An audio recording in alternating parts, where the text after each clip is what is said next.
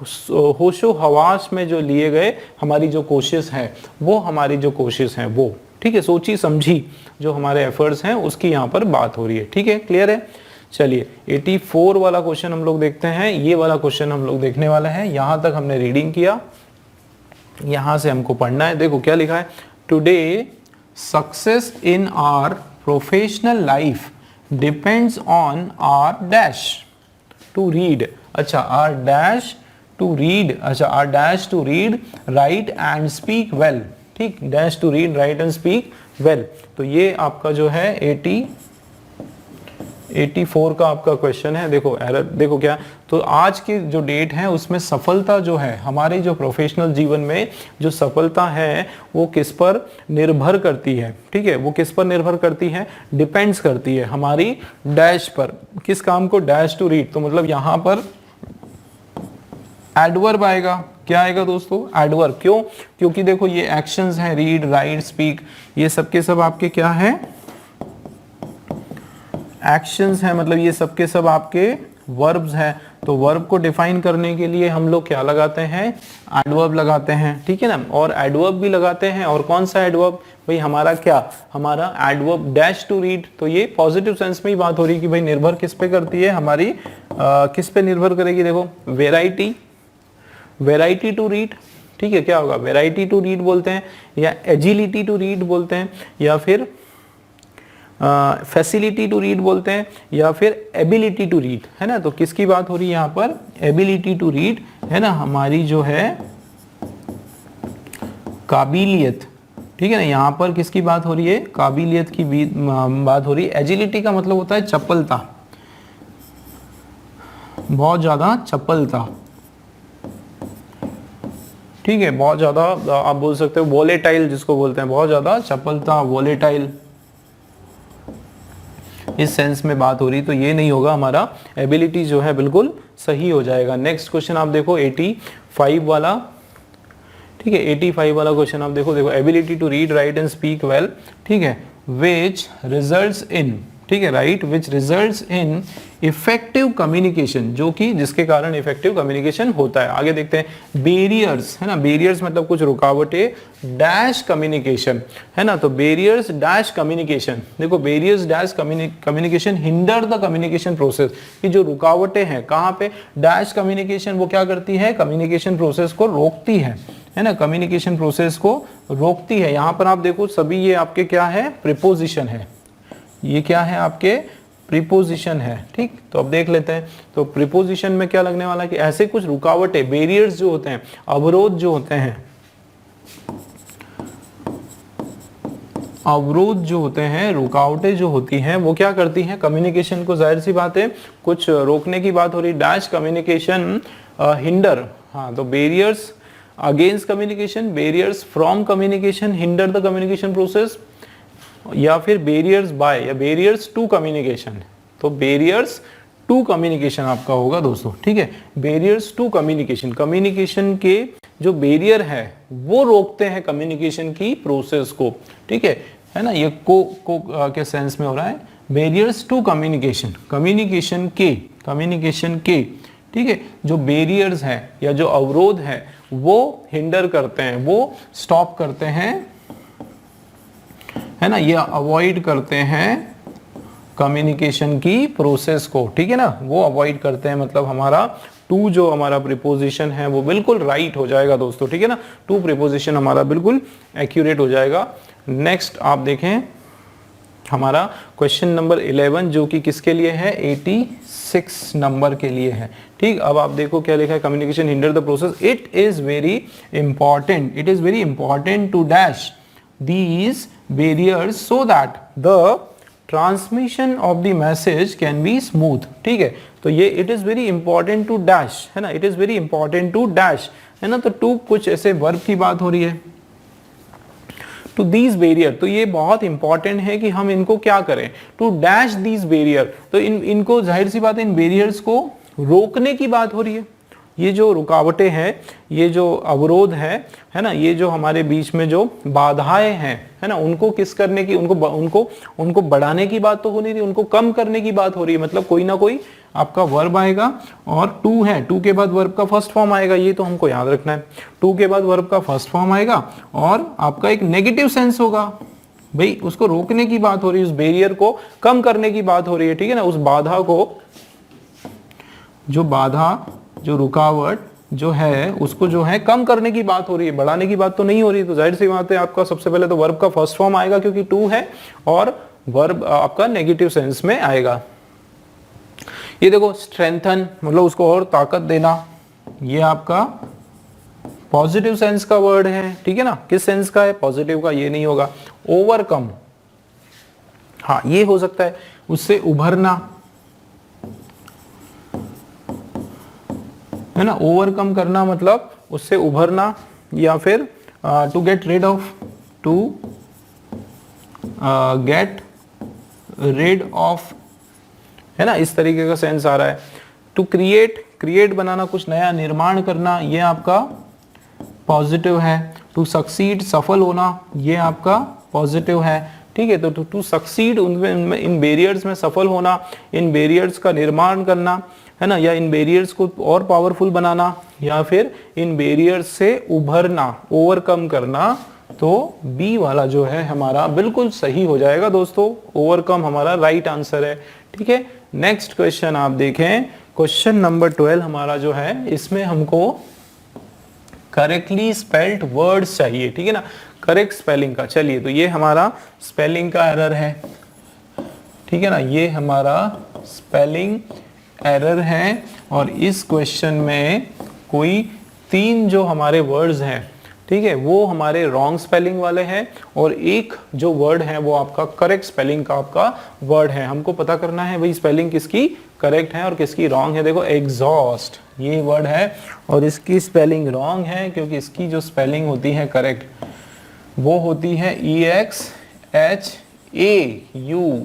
Exhaust, ठीक है। Exhaust करना मतलब very tired, exhaust means very tired, बहुत ज्यादा बिल्कुल थक जाना, चूर हो जाना थक कर, उसको बोलते हैं एग्जॉस्ट। ये होता है एक्सहेल, ठीक, तो एक्सहेल की स्पेलिंग भी रॉन्ग, ये होता है EXHALE, ठीक है। एक्सहेल मतलब ब्रीद आउट, सांस जो है बाहर लेना, बाहर करना, तो ये आपका ब्रीद आउट, ठीक, ये हमारा इसका मीनिंग है। Exhibit, to exhibit, to exhibit मतलब टू शोकेस, ये आपका सही स्पेलिंग है ना, टू शोकेस बिल्कुल सही स्पेलिंग है। एक्सट्रैक्ट है ना, एक्सट्रैक्ट नहीं होता है, ठीक है, ये होता है एक्सट्रैक्ट, एक्सट्रैक्ट होता है टू ब्रिंग आउट, है ना, टू ब्रिंग आउट, है ना, to take out, to bring out, बाहर निकालना, इस तरीके से। तो एक्सट्रैक्ट आपका होता है, मतलब बी वाला जो है हमारा, ये हमारा करेक्ट स्पेलिंग है, ठीक। नेक्स्ट क्वेश्चन देखते हैं, सिलेक्ट द अप्रोप्रिएट मीनिंग, ठीक है, meaning of the given idiom, ये आपका एक मुहावरा है और इसका जो सही हमको ईडियम का सही मीनिंग देखना है। टू टेक फ्रेंच लीव, दोस्तों ईडियम में मैंने पहले भी बताया था कोई भी ट्रिक नहीं चलती है, ठीक है ना, इसमें हम कोई ट्रिक जो है वो कोई भी ट्रिक इसमें नहीं चलती है, ये याद रखो, क्योंकि ट्रिक से काम नहीं चलेगा, आपको जो है क्या करना पड़ेगा, लर्न करना पड़ेगा, आपको एक बार जो है सारे इडियम्स को पढ़ना पड़ेगा।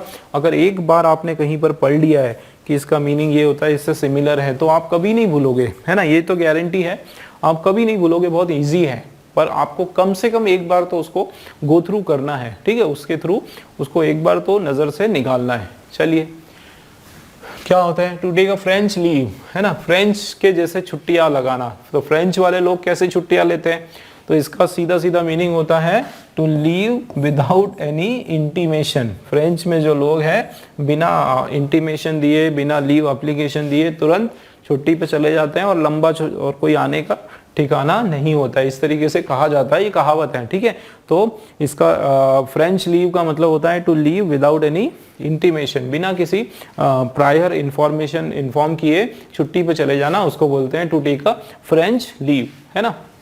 हो सकता है इसका सेंस ऐसा हो कि लोग जो है फ्रांस में घूमने चले जाते हैं, है ना, एकदम लंबी छुट्टियों पे चले जाते हैं, इतनी छुट्टियां कि वहां से आने का उनका मन ही नहीं करता है ना, पता ही नहीं चलता कि कब आएंगे। हो सकता है इस तरीके से उस सेंस में ये दिया हो, लेकिन फोर्थ वाला हमारा राइट है, लीव विद रिटन परमिशन नहीं, एक्नॉलेज द होस्ट, ये सब नहीं। ठीक, नेक्स्ट क्वेश्चन आप देखो, ये जो हमारा वर्ड है इसका हमको चाहिए सिनोनिम इसका समानार्थी हमको चाहिए। देखो क्या लिखा है, सिंटिलेटिंग, ठीक है, सिंटिलेटिंग। सिंटिलेटिंग जो वर्ड है, सिंटिलेटिंग वर्ड, इसका भी आपको मीनिंग पता होना ही चाहिए, ठीक है, इसमें भी कोई ट्रिक नहीं लगेगी, पता होना चाहिए सिंटिलेटिंग। बहुत सारे लोग सैंड सैंड सैंड स्टिंकिंग उससे, है ना, हम बोल रहे हैं, लेकिन वो नहीं है, सही आंसर हमारा ये है ग्लिटरिंग, ठीक है, एकदम चमकीला, शाइनिंग,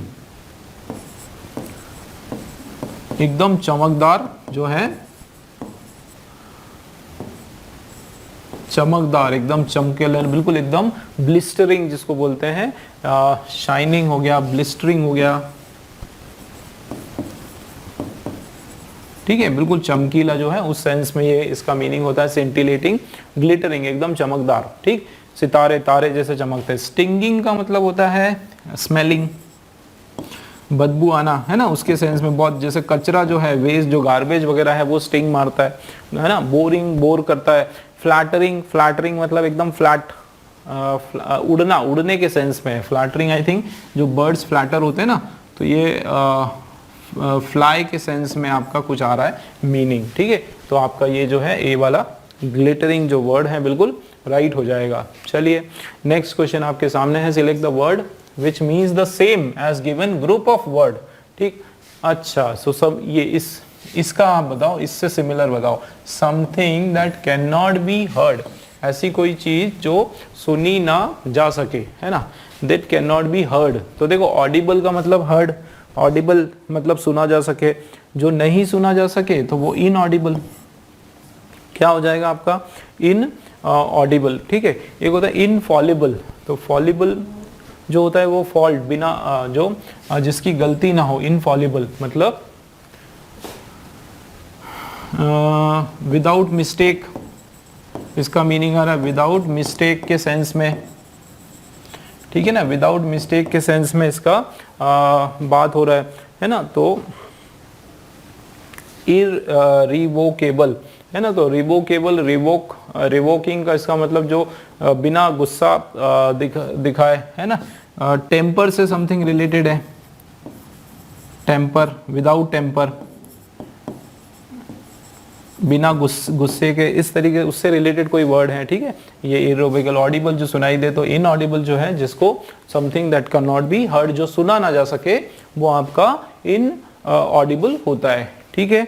चलिए नेक्स्ट क्वेश्चन आपके सामने है, इसमें हमको मोस्ट अप्रोप्रिएट वर्ड देखना है। देखो क्या लिखा है, इससे handle this glass table with care because it is dash. क्या बोला जा रहा है कि भैया ये जो ग्लास टेबल है इसको बिल्कुल ध्यान से ध्यान रखना, इसका ज्यादा इस पे जोर मत देना। क्यों नहीं देना, क्योंकि ये इट इज डैश, ये टूट सकता है, डेलिकेट है, ठीक है ना, बहुत ज्यादा टूट सकता है। वॉलेटाइल का मतलब होता है बर्निंग, बर्निंग के सेंस में आता है, जो समथिंग विच कैन बर्न, है ना, जो जल सकता है, उसके सेंस में आता है, ठीक है। डक्टाइल जो है, डक्टाइल आपने पढ़ा होगा साइंस में, जिसको हम लोग किस में बना सकते हैं, जिसको हम लोग बना सकते हैं शीट्स, है ना, ये can be hammered into sheets, जिनको हम लोग ऐसे हथौड़े से मार के बिल्कुल ऐसे चौड़ी सी शीट बना सकते हैं, वो होता है डक्टाइल, ठीक है। और फ्रूगल जो है, तो फ्रूगल का मतलब फ्रॉड से रिलेटेड कुछ हो रहा है ना, फ्रूगल का जो सेंस है एक नकली या फ्रॉड से रिलेटेड हो रहा है ना, फ्रॉड,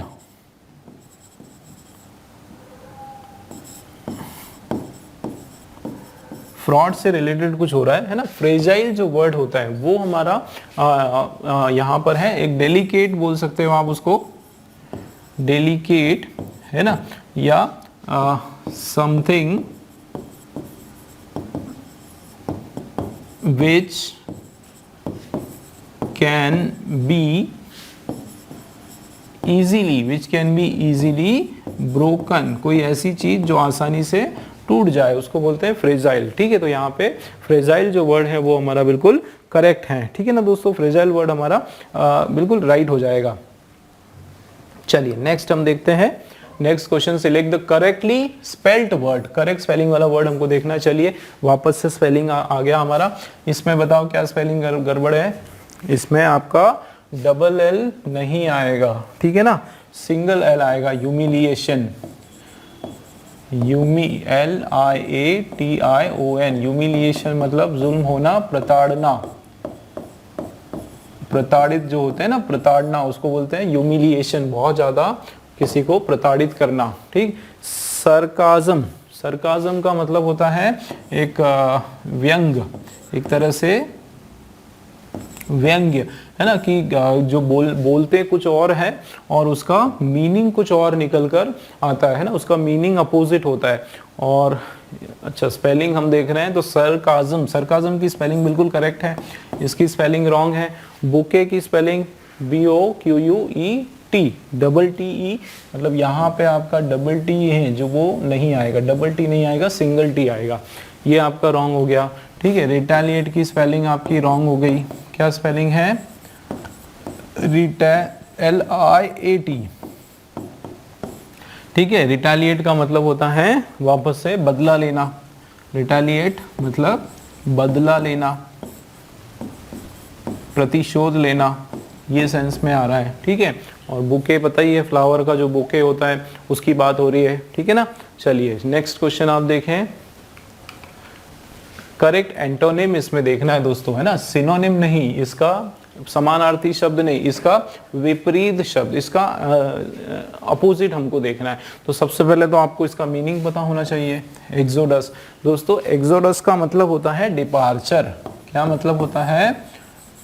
डिपार्चर, कहीं बाहर जाना, है ना, एकदम मास जो मूवमेंट होता है ना, मास मूवमेंट होता है, बहुत ही लार्ज क्वांटिटी में जो लोग हैं किसी जगह से जाते हैं, जब किसी जगह को छोड़ के जाते हैं उसको बोलते हैं एक्सोडस। तो सीधी सी बात है, इसका अपोजिट क्या होगा? डिपॉजिट का, डिपार्चर का अपोजिट अराइवल हो जाएगा, है ना, एग्जिट, रिफंड, ये सब नहीं होगा। ठीक है ना, क्लियर है। नेक्स्ट आप देखें, आपके सामने है नेक्स्ट क्वेश्चन। करेक्ट एंटोनिम इसका हमको देखना है, तो ये हमारा है क्विसेंट। ठीक है, क्या लिखा हुआ है? क्विसेंट। तो क्विसेंट जो वर्ड होता है हमारा, इसका क्या मीनिंग निकल के आ रहा है? देखो, क्विसेंट का मतलब होता है बहुत ही इनएक्टिव। बिल्कुल आपको इसका मीनिंग पता होना चाहिए। क्विसेंट का मतलब होता है इनएक्टिव। ठीक है, इनएक्टिव, है ना, या फिर जैसे बहुत ही ज्यादा सुस्त, जिस सेंस में जो बोलते हैं ना, इनएक्टिव या फिर सुस्त। ठीक है ना, सुस्त के सेंस में होता है। इसका सीधी सी बात है, इसका एंटोनिम जो है वो क्या हो जाएगा? आपका एक्टिव। ठीक है भाई, क्वेश्चन का एंटोनिम क्या हो गया? उसका अपोजिट क्या हो गया? आपका एक्टिव हो जाएगा, वो आपका करेक्ट हो जाएगा। ठीक, नेक्स्ट आप देखो, इसमें हमको select the word which means the same as the group of words given. इसका सिमिली हमको देखना है, इसके similar word. A song sung at a burial. Burial मतलब किसी की फ्यूनरल पर, है ना, ये जो फ्यूनरल सॉन्ग है ना, फ्यूनरल सॉन्ग जो होता है, जो जब किसी की मैयत निकालते हैं, लाश निकालते हैं, उनको जलाते हैं, उसका जो सॉन्ग है, वहाँ पे जो गाना जो गाते हैं, सॉन्ग जो गाते हैं, उसको क्या बोलते हैं? डर्ज। क्या बोलते हैं? डर्ज। बिल्कुल आपको याद रखना पड़ेगा। सोनेट जो होता है ना, सोनेट एक पोयम होती है, पोयम ऑफ 14 लाइन्स, 14 लाइन की, 14 लाइन्स की आपकी एक पोयम होती है, जिसको बोलते हैं सोनेट। ठीक है, और हाँ, सोनेट जो होता है वो 14 लाइन्स की होती है। बैलेड जो होता है वो भी आपका एक लंबा सा सॉन्ग ही होता है, स्टोरी टेलिंग सॉन्ग, है ना, स्टोरी टेलिंग सॉन्ग। ठीक है ना, क्या होता है? स्टोरी टेलिंग सॉन्ग, ऐसा सॉन्ग जिसके अंदर पूरी की पूरी एक कहानी होती है, पूरी एक स्टोरी होती है, उसको बैलेड कहा जाता है। और हाइम जो है वो आपका एक तरह से भक्ति गीत होता है ना, रिलीजियस सॉन्ग, है ना, ऐसा गीत या फिर सॉन्ग बोल सकते हो या फिर पोयम, है ना, ऐसे कीर्तन भजन जिसको हम बोलते हैं, रिलीजियस पोम जो है उसको आप हाइम बोलते हो, ठीक है। तो डर्ज जो है वो आपका फ्यूनरल पे या बरियल पे, है ना, डेथ के टाइम पे जो सॉन्ग होता है उसको बोलते हैं डर्ज, वो आपका बिल्कुल राइट हो जाएगा, ठीक है ना दोस्तों। नेक्स्ट क्वेश्चन आप देखो 21 वाला, in the sentence identify the segment that contain grammatical error. अब इसमें आपका कुछ ना कुछ ग्रामर का एरर है, क्या है देखते हैं। देखो, I can swim very fast when I was only 5, जब मैं कितना था, केवल 5 साल का था, मतलब ये पास्ट की, है ना, पास्ट की कोई इवेंट बता रहे हैं, ओनली 5, है ना, ये पास्ट इवेंट, भाई पास्ट के किसी इवेंट के बारे में बात कर रहे हैं, मतलब ये आपका जो सेंटेंस है ये आपका कौन से टेंस में होगा, पास्ट टेंस में होगा। कौन से टेंस में होगा, पास्ट के टेंस में होगा, ठीक है ना, पास्ट टेंस में होगा, तो जाहिर सी बात है आपका जो वर्ब है, आपका वो वर्ब वो पास्ट टेंस में हो जाएगा। देखो यहाँ पे आपका ये सब्जेक्ट, ये हमारा वर्ब, तो ये कैन जो है ये प्रेजेंट टेंस है, इसका पास्ट क्या हो जाएगा, कुड। कैन का पास्ट क्या हो जाएगा, कुड। इसका मतलब एरर हमारा कहाँ पर है, एरर हमारा वेरी फास्ट में नहीं है, आई कैन स्विम, है ना, आई कुड होगा, क्या होगा, आई कुड स्विम, तो आई कैन, इसके अंदर हमारा एरर है, बी वाला जो है हमारा एरर का सेक्शन है, ठीक है ना। आप देखो, I can swim very fast, तो वेरी फास्ट में कोई प्रॉब्लम नहीं, बहुत तेज, ठीक है। व्हेन आई वॉज, तो व्हेन आई के साथ वॉज आता है ना, ओनली 5, ओनली 5 में प्रॉब्लम नहीं, ठीक है। तो यहाँ पे आपका ये जो सेक्शन है, आई कैन स्विम आपका नहीं होगा, आई कुड स्विम, क्यों, क्योंकि ये हमारा जो सेंटेंस है ये पास्ट टेंस का सेंटेंस है, ठीक है ना दोस्तों। तो यहाँ पर आई कुड, बी वाला ऑप्शन हमारा राइट हो जाएगा। नेक्स्ट आप देखो, अप्रोप्रिएट मीनिंग हमको देखना है ऑफ द गिवन ईडियम। ये ईडियम आपके सामने देखो क्या लिखा है, a hard nut to crack. अच्छा, ये बहुत बढ़िया ईडियम है, हार्ड नट टू क्रैक, मतलब बोलते हैं ना कि यार I have given him offer to join my company but he is a hard nut to crack, मतलब मैंने उसको जो है मेरी कंपनी ज्वाइन करने का ऑफर दिया, लेकिन वो कैसा है निकला, वो एक हार्ड नट निकला टू क्रैक, उसको फोड़ना बहुत मुश्किल है, मतलब उसको मनाना बहुत मुश्किल है, मतलब डिफिकल्ट टू कन्विंस, है ना। क्या मतलब होगा कि डिफिकल्ट टू कन्विंस, मनाना बहुत मुश्किल,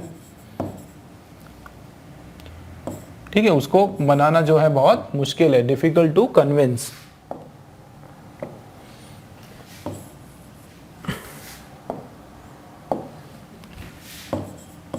ठीक है, वेरी डिफिकल्ट टू कन्विंस, तो क्या होगा, इजीली एनकरेज, आराम से उसको एनकरेज कर सकते हो, नहीं।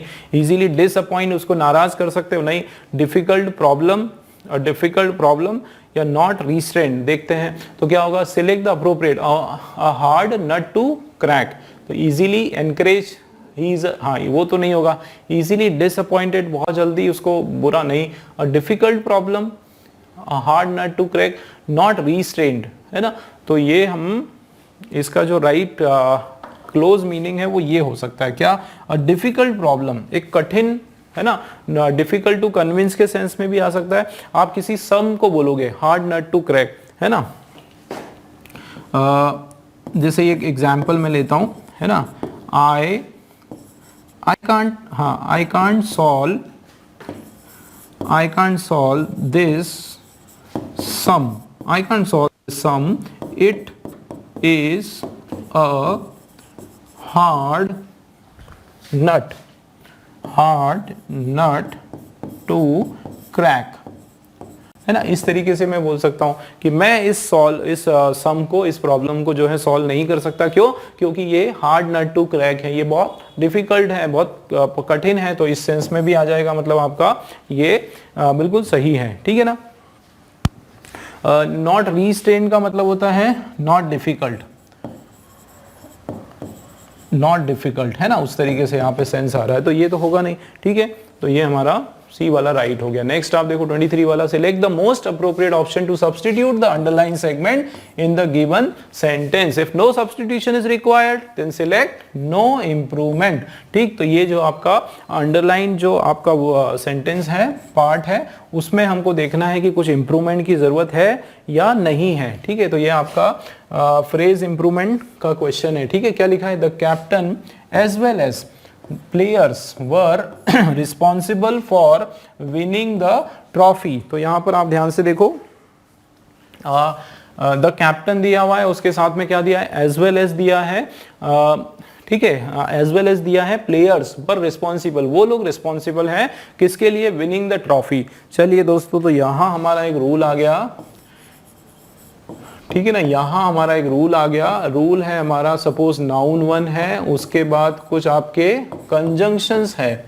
ठीक है ना, कंजंक्शंस है, कौन कौन से कंजंक्शंस है, जैसे एज वेल एज हो गया, या फिर अलोंग विथ हो गया। ठीक है ना, या फिर विथ हो गया, या फिर अकम्पनीड बाय, अकम्पनीड बाय हो गया। ठीक है, या फिर टुगेदर विथ।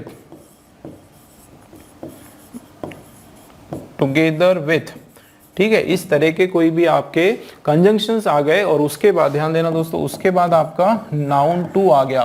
ठीक है, और उसके बाद जो है हमारा वर्ब आता है। ठीक है ना, वर्ब आता है उसके बाद, तो वो हमको याद रखना है कि वो वर्ब किसके अकॉर्डिंग होगा, ध्यान रखना, बहुत इंपॉर्टेंट है, अकॉर्डिंग टू नाउन वन। बिल्कुल आपको इस तरीके से याद रखना है ये रूल, कि ये जो वर्ब है हमारा अकॉर्डिंग टू नाउन वन आने वाला है। कैसे, देखो नाउन वन दिया है, उसके बाद as well as, together with, along with, accompanied by, together with, इस तरीके के कोई भी आपके कंजंक्शंस आ जाते हैं, और उसके बाद सेकंड नाउन आ जाता है। तो वर्ब जो हमारा है वो किसके हिसाब से लगाएंगे हम लोग, वो वर्ब हम लगाएंगे नाउन वन के हिसाब से। क्या मतलब है इसका, कि अगर नाउन वन हमारा सिंगुलर है, अगर नाउन वर्ब हमारा सिंगुलर है तो वर्ब भी सिंगुलर होगा, और वो अगर प्लूरल है तो वर्ब भी प्लूरल होगा। चलिए अब देख लेते हैं, यहां पर आप देखें, देखो यहाँ क्या लिखा हुआ है, द कैप्टन, ये आपका सिंगुलर नाउन है। ठीक है ना, एक सिंगुलर नाउन है, उसके बाद हमारा एज वेल आ गया। ठीक, अब क्या लिखा हुआ है, द प्लेयर्स, ये आपका प्लूरल नाउन है ना, प्लूरल नाउन है। ये हमारा क्या हो गया, नाउन वन। ये हमारा प्लेयर्स जो है ये क्या हो गया, नाउन टू। उसके बाद जो वर्ब आ रहा है, ठीक है ना, वर्ब आ रहा है, वो किसके अकॉर्डिंग लगेगा, वो अकॉर्डिंग टू नाउन वन लगेगा, जो कि सिंगुलर है। मतलब यहाँ पे वर्क रॉन्ग हो गया, वॉज हमारा राइट हो गया। ठीक, मतलब हमारा जो एरर है वो किस में है, वर्ब में नहीं होगा, तो नो इम्प्रूवमेंट तो नहीं होने वाला ये। ठीक, क्या होगा, the captain as well as the players was. ठीक, तो ये हमारा इंप्रूवमेंट है, the captain as well as the players was. ठीक, ये बिल्कुल सही है, बी वाला हमारा। नेक्स्ट आप देखो, as the captain with the players were, ये सब नहीं, ये चेंज करने की जरूरत नहीं है। द कैप्टन ऑल्सो, बिल्कुल आपको कंजंक्शन चेंज करने की जरूरत नहीं है। जो एरर हमारा जो है वो आपका सब्जेक्ट वर्ब एग्रीमेंट का एरर है, और वॉज जो है बिल्कुल हमारा राइट हो जाएगा दोस्तों। ठीक है ना, नेक्स्ट आप देखो, नेक्स्ट क्वेश्चन है 24 वाला, given below are 4 jumbled sentences. ये वापस आपका जो है सेंटेंस रीअरेंजमेंट का क्वेश्चन आ गया। ठीक है ना, ये किसका क्वेश्चन आ गया, हमारा रीअरेंजमेंट का क्वेश्चन आ गया। मैंने ट्रिक बताई, क्या ट्रिक बताई, कि भाई सबसे पहले हमको स्टार्टर देखना है। ठीक है, क्या देखना है, स्टार्टर देखना है। क्या पहचान है, कोई नाउन होगा जो कि सब्जेक्ट की तरह काम करेगा। ठीक है ना, सब्जेक्ट की तरह काम करेगा, बिल्कुल इस तरीके से याद रखना है। दूसरा, पेयरिंग बनाओ दोस्तों, क्या बनाओ, दो दो की पेयरिंग बनाओ। ठीक, चलिए अब स्टार्ट करते हैं। देखो फर्स्ट हमारा क्या लिखा है, हाउ एवर से शुरू हो गया। However they ignore the truth that progress and success are proportional to the labour they put in. However से शुरू हो रहा है ना। चलिए पहले पूरा पढ़ लेते हैं, उसके बाद हम लोग कंसेप्ट पर देखेंगे, पहले पढ़ लेते हैं। तो however they ignore the truth that progress and success are proportional to the labour they put in. क्या मीनिंग है कि ये लोग जो है सच्चाई को इग्नोर कर देते हैं, कि जो सफलता और जो तरक्की जो है वो एक दूसरे के पूरक है, प्रोपोर्शनल है ना, कि किसके प्रोपोर्शनल है, लेबर, जो मेहनत, जो एफर्ट हम जो वो लोग लगाते हैं उसके। फिर आगे का क्या मीनिंग है, the general human tendency is to find faults in the policies framed by the government, कि एक जनरल टेंडेंसी क्या है लोगों की, एक सोच क्या है जनरल, कि वो हमेशा गलतियां निकालते हैं। क्या निकालते हैं, गलतियां। किस में, कुछ सारी जो नियम, जो पॉलिसीज है उसमें गलतियां निकालते हैं जो कि गवर्नमेंट बनाती है। ठीक, आगे क्या मीनिंग है, दे ब्लेम द गवर्नमेंट, ये लोग क्या करते हैं, गवर्नमेंट को ब्लेम करते हैं। किसके लिए, फॉर देयर स्लो प्रोग्रेस, अपनी स्लो, जो धीमी गति की जो तरक्की, उसके लिए। Expecting miracles and magical transformation, उनको उम्मीद होती है कि जैसे कि कोई जादू होगा, कोई मिरेकल होगा, है ना, in their life. So people openly criticise and condemn the policy maker, इसलिए लोग जो है ओपनली, बिल्कुल खुलेआम क्रिटिसाइज करते हैं, है ना, बुराई करते हैं जो पॉलिसी मेकर्स की। तो ये तो हमने एक ओवरऑल इसका मीनिंग हमने समझा कि इसका क्या मीनिंग है। चलिए अब हम लोग हमारे कंसेप्ट पर आ जाते हैं।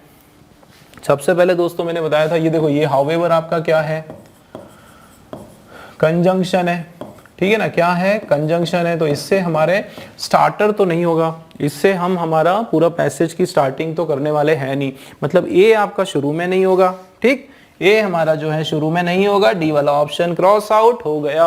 ठीक, आगे देखते हैं, द जनरल ह्यूमन टेंडेंसी, ठीक है, जनरल जो ह्यूमन टेंडेंसी, बिल्कुल हो सकता है ये, है ना, एक जो जनरल ह्यूमन टेंडेंसी है, इंसान की जो सोच है, ठीक है, ये आपका देखो नाउन है, किसकी बात हो रही है, टेंडेंसी की बात हो रही है। तो ये हमारा क्या है, नाउन है, और ये हमारा सब्जेक्ट भी है, ये क्या है, हमारा सब्जेक्ट है। तो बिल्कुल हम बी से शुरू कर सकते हैं, बी को हम शुरू कर सकते हैं। हम देखते हैं नेक्स्ट किससे शुरू नहीं कर सकते हैं, हमको क्या देखना, शुरू किससे नहीं कर सकते हैं। ठीक है, ये देखो, दे ब्लेम, भाई कौन ब्लेम करता है, they blame the government for their slow progress. कौन कौन ब्लेम करता है, पता चल रहा है क्या, नहीं चल रहा है। दे ब्लेम, इसका मतलब ये जो दे हैं उनके लिए कोई ना कोई सब्जेक्ट आया होगा, कोई नाउन आया होगा, इसका मतलब सी से शुरू नहीं करोगे। ठीक, सी से शुरुआत नहीं होगी तो सी वाला ऑप्शन कैंसल। आगे देखते हैं, सो पीपल, अच्छा सो मतलब इसलिए, इस कारण से, तो ये तो इन्होंने क्या दे दिया, कंक्लूजन। तो ऐसा लग रहा है कि ये तो एंडिंग में आना चाहिए, ये तो है ना, सो मतलब इस कारण से। तो ये सो आपका क्या आ गया, आपका ये डिटरमाइनर है ना, डिटरमाइनर है, या फिर आपका कंजंक्शन है ना, कंजंक्शन है। तो मतलब इससे शुरू नहीं होगा, डी से स्टार्टिंग नहीं होगी, तो डी से स्टार्टिंग नहीं होगी, मतलब आपका ये वाला ऑप्शन भी गया। मतलब जाहिर सी बात है कि आंसर हमारा बी वाला, ठीक है ना, ये हमारा राइट फॉर्मेशन है। चलिए अब हम लोग कंफर्म कर लेते हैं कि भाई बी से शुरू हो रहा है कि नहीं। तो बी पे तो हमारा था, ठीक है, बी पे हमने बोला ही था। तो देखो ये सब्जेक्ट है, the general human tendency, B वाला बिल्कुल सही है। देखो इस वर्ब आ गया, टू फाइंड, क्या है human tendency, to find fault, गलतियां निकालना, किस में निकालना, पॉलिसीज, किसके द्वारा, फ्रेम्ड बाय द गवर्नमेंट। तो ये बिल्कुल सही है। अब इसके बाद देखो डी आ रहा है क्या, तो देखो बाय द गवर्नमेंट, डी में क्या है, सो इसलिए people openly criticise and condemn the policy maker. देखो ये बिल्कुल मैच कर रहा है कि पहले शुरू में क्या बात हो रही है कि जनरल एक टेंडेंसी क्या है कि लोग गलतियां निकालते हैं, और इसलिए जो है लोग ओपनली एकदम खुलेआम कंडेम करते हैं, बुराई करते हैं पॉलिसी मेकर की। बिल्कुल आपका बी और डी का जो पेयरिंग है, बी और डी का पेयरिंग आपका बिल्कुल बन रहा है। आगे देखो डी और सी, तो ये देखो, सो पीपल ओपनली क्रिटिसाइज करते हैं और पॉलिसी मेकर की बुराई करते हैं। और उसके बाद डी और सी क्या है, दे ब्लेम द गवर्नमेंट। देखो उसके आगे की बात बता रहे कि वो क्या करते हैं, गवर्नमेंट को ब्लेम करते हैं उनकी स्लो प्रोग्रेस के लिए, और क्या एक्सपेक्ट करते हैं कि उनके साथ कोई मिरेकल होगा, कोई मैजिकल ट्रांसफॉर्मेशन होगा उनकी लाइफ में। ठीक, बिल्कुल मैच कर रहा है। तो डी सी का भी आपका पेयरिंग बन रहा है। आगे देखो ए वाला, however they ignore the truth that progress and success are proportional to the labor they put in, है ना, कि हालांकि ये क्या करते हैं, ये लोग ऐसे ही लोग कि ये सच्चाई से जो है मुंह मोड़ लेते हैं, मुकर जाते हैं कि ये जो सफलता है या तरक्की है वो किस पर निर्भर करती है, वो उनके मेहनत पर, लेबर पर जो वो देने वाले हैं उस पर निर्भर करती है। ठीक, मतलब ये आपका जो कॉम्बिनेशन है बी डी सी ए बिल्कुल राइट आंसर है दोस्तों। ठीक है ना, बी वाला जो है आपका बिल्कुल राइट आंसर है। चलिए let's move on to the next question. Select the indirect narration of the given sentence. दोस्तों ये आपका स्पीच, डायरेक्ट और इनडायरेक्ट उसका क्वेश्चन है। अब ये हमको देखो डायरेक्ट फॉर्म में दिया है, ये आपका डायरेक्ट स्पीच में आपका क्वेश्चन दिया हुआ है। ठीक है, इन्वर्टेड कॉमा है मतलब डायरेक्ट स्पीच है। ठीक है ना, अब आप देखो क्या लिखा हुआ है, इसका थोड़ा हम लोग कंसेप्ट समझते हैं। He said to the hotel receptionist, उसने किससे कहा, उसने होटल रिसेप्शनिस्ट से कहा, क्या कहा, can you tell me the tariff of the room, है ना। मीनिंग क्या है कि भाई उन्होंने किससे कहा, उन्होंने होटल रिसेप्शनिस्ट से कहा कि क्या आप मुझे ये जो कमरा है इसके टैरिफ बता सकते हो, मतलब इसके रेट्स बता सकते हो, चार्जेस बता सकते हो, है ना, इसका कितना पैसा है वो बता सकते हो, उसकी बात हो रही है। ठीक है दोस्तों, क्वेश्चन पूछा जा रहा है, क्या पूछा जा रहा है इसमें, क्वेश्चन पूछा जा रहा है। सबसे पहले इसके कुछ कंसेप्ट थोड़े से हम समझते हैं। देखो एक आप ये समझो कि ये जो सेंटेंस है आपका ये दो पार्ट में डिवाइड हो रहा है। कितने पार्ट्स में, दो पार्ट में। एक तो आपका ये यहां से लेके पूरा यहां तक। ठीक, इसको हम बोलते हैं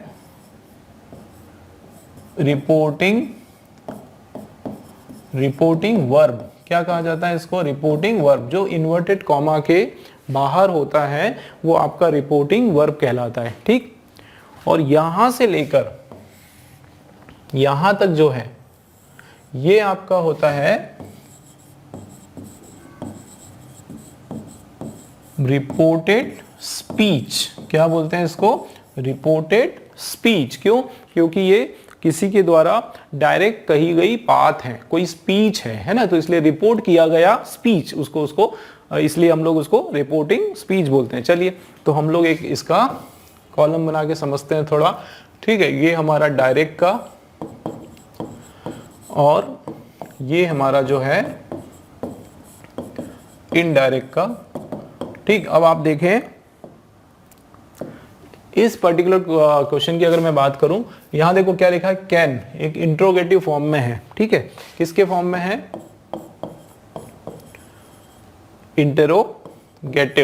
इंट्रोगेटिव के फॉर्म में है। तो दोस्तों इंट्रोगेटिव में कुछ चीजें याद रखो, जैसे कैन आपका है, ठीक है, तो कैन जो है वो आपका बन जाएगा कुड, पास्ट टेंस हो जाएगा। क्या बन जाएगा, कैन जो है वो इसका पास्ट हो जाएगा, कुड हो जाएगा। ठीक है, दूसरी बात तो he said to the receptionist, तो ये इधर जो है रिपोर्टिंग वर्ब में जो सेड टू जो है ये आपका अलग अलग तरीके से चेंज हो सकता है। जैसे सेड है ये आपका आस्क्ड हो सकता है, क्या हो सकता है, आस्क्ड भी हो सकता है, या फिर इंक्वायर्ड भी हो सकता है। ठीक है, या फिर कुछ टोल्ड भी हो सकता है। लेकिन इन सब के पास एक चीज याद रखना दोस्तों, इन सब के बाद कभी भी टू जो है वो नहीं लगता है, ये आप याद रखना, टू कभी भी नहीं लगता है, ये बहुत इंपॉर्टेंट बात है। ठीक है, चलिए अब हम लोग हमारे क्वेश्चन को अप्रोच करते हैं। तो आप देखें यहां पर क्या लिखा हुआ है कि अब इसको ट्रांसलेट करते हैं। देखो he said to the hotel receptionist, तो ये हो जाएगा ही टोल्ड या आस्क्ड कुछ हो जाएगा। तो यहाँ पे आस्क्ड है, ये भी बराबर है, इंक्वायर्ड भी हो सकता है, आस्क्ड भी हो सकता है, आस्क्ड भी, ये आस्क में तो कोई प्रॉब्लम नहीं, सब में asked the hotel receptionist, inquired the hotel receptionist, asked the hotel receptionist, है ना। और यहाँ पे तो ये यहाँ तक तो हमारा सबका करेक्ट है, यहाँ तक तो सारा करेक्ट है। ठीक, यहाँ तक कोई प्रॉब्लम नहीं। आगे देखते हैं। तो देखो जब क्वेश्चन आता है, हाँ ये बहुत इंपॉर्टेंट बात है, जब इंट्रोगेटिव आता है, ठीक है, जब आपका इंट्रोगेटिव का सेंटेंस आता है तो हम लोग यहाँ पे क्या लगाते हैं, इफ या वेदर। क्या लगाते हैं, इफ या फिर वेदर, इफ या वेदर से शुरू करते हैं, ये बिल्कुल हमको याद रखना है। तो देखो दैट इफ और ही asked the hotel receptionist that और इफ का कभी भी कॉम्बिनेशन नहीं होता, याद रखना। दैट और इफ जो है वो कभी भी एक साथ नहीं होता, ये याद रखना, बिल्कुल याद रखो, दैट और इफ एक साथ नहीं होता है। तो ये फर्स्ट वाला ऑप्शन गया। फिर ही इंक्वायर्ड द रिसेप्शनिस्ट इफ, हाँ ठीक है, आगे बढ़ते हैं। यहां तक बराबर देखो, इसमें ही इंक्वायर, एक एक करके सॉल्व करते हैं। देखो ये तो क्लियर हो गया, यहाँ पे दैट और इफ आ गया तो ये रॉन्ग। आगे देखते हैं, ही बराबर इंक्वायर्ड बराबर द होटल रिसेप्शनिस्ट बराबर इफ भी बराबर इफ ही, है ना, तो कौन, यू के बदले ही आ गया, ठीक। कैन यहाँ गड़बड़ हो गया, कैन का हो जाएगा पास्ट टेंस कुड, क्या हो जाएगा, कुड। इसका मतलब बी वाला भी आपका क्रॉस आउट हो गया, ठीक है ना, बी वाला रॉन्ग हो गया। फिर देखें आगे, ही आस्क्ड, ठीक है, the hotel receptionist to tell, to tell नहीं होगा दोस्तों, या तो इफ होगा या वेदर होगा, या तो इफ होगा या फिर वेदर होगा, मतलब ये भी सी वाला भी आपका रॉन्ग हो गया। चलिए तो नेक्स्ट देखते हैं, तो he asked the hotel receptionist, if आ गया, ही आ गया, कैन का पास्ट टेंस कुड आ गया, if he could tell him, ठीक है, ये क्या है, if he can tell him का हिम हो गया, ठीक है, द टैरिफ ऑफ रूम्स, मतलब डी वाला जो है हमारा एब्सोल्युटली करेक्ट है, ठीक है ना, ग्रामर के सेंस में, कंसेप्ट के सेंस में, हर तरीके से हमारा पूरी तरीके से ये बिल्कुल करेक्ट है। और ये 25th वाला जो हमारा क्वेश्चन था, लास्ट क्वेश्चन था इस पर्टिकुलर क्वेश्चन पेपर के। चलिए फिर मिलते हैं अगले पेपर सोल्यूशन के साथ।